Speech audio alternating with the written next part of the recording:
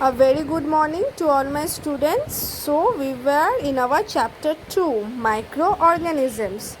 So far in my video lectures, in my previous video lectures, I have discussed about what are microorganisms, what are the classification of microorganisms and useful aspects of microorganisms.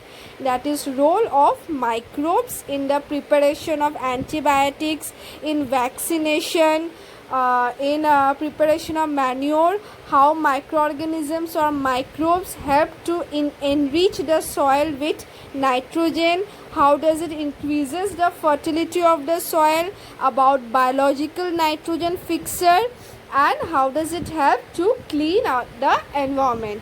So these are all what the useful aspects of microorganisms. Now in today's video lecture, I will be discussing about the harmful aspects of microorganisms. There are some microorganisms which are very beneficial, but there are some microorganisms which are very harmful also. So today we will discuss about the harmful aspects of microorganisms. That is microorganisms that are harmful for us. Harmful aspects of microorganisms. Harmful microorganism means the microorganism which causes diseases in our body. Those microorganisms are called as what? Harmful microorganism. So such disease causing microorganisms, they are called as what? They are called as pathogens. Now these pathogens can enter inside our body either through air, through the food we eat, through the water we drink, or in direct contact or physical contact with the infected person. Now, when the disease is transmitted from the infected person to a healthy person by direct contact or in physical contact, then that type of disease are called communicable disease. Communicable disease are also known as infectious disease. Since the disease is transmitted from the infected person to a healthy person, communicable disease are also known as what? Infectious disease. Some common examples of infectious disease are common cold, chicken pox, tuberculosis, which we call as TB, cholera, and even nowadays we can hear of coronavirus. These are all what? Communicable disease or infectious disease. For example, if a person who is suffering from common cold, if he sneezes in front of you, what will happen? He is releasing the germs into the air. Now one healthy person is standing just beside him. Now he is inhaling the air.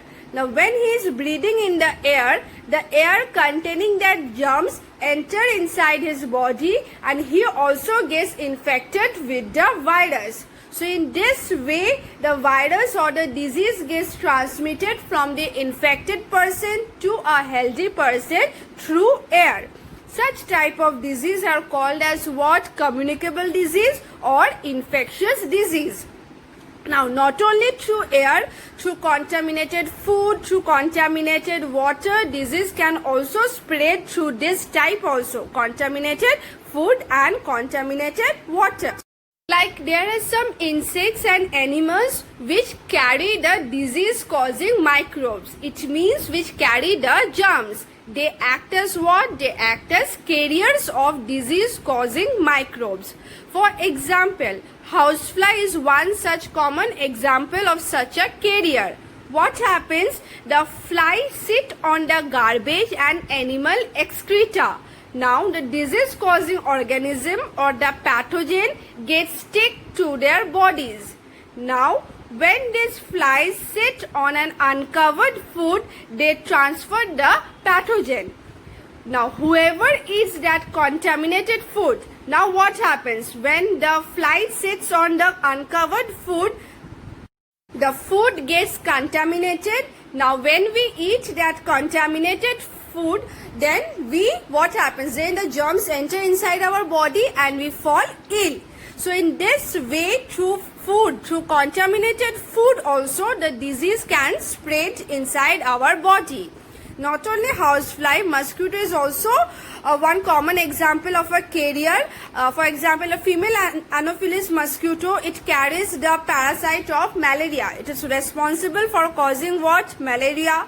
Female Aedes mosquito, it carries what? Dengue virus. So these are all the carriers which are responsible for causing many harmful diseases inside our body. So it is always advised to keep our environment clean, to cover the food and water so that no germs can contaminate those food and water and enter inside our body. So we should always cover the food and water and keep our environment neat and clean. Here is a list of some common human diseases which are caused by microorganisms. Now, what type of microorganism causes that disease? That is known as causative microorganism. Whether it is caused by a bacteria, whether it is caused by a virus or by a protozoa. Next, what is their mode of transmission? How the disease is transmitted? Either through air or through contact, direct contact, or through contaminated food and water. What is their mode of transmission? How the disease is spread? And at next table it is written as what are the precaution, what are the preventive measures we should take to prevent from these harmful diseases. So it is always advised to keep our environment or surroundings neat and clean. We should always keep our surroundings clean. There shouldn't be any stagnant or dirty water. We should maintain personal hygiene and good sanitary habits. We should always consume cooked food, properly cooked food, and boiled drinking water.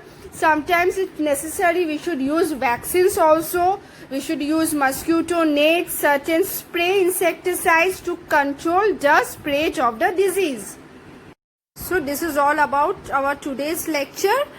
So go through this lecture once more, read the textbook, and if you have any doubt you can ask me.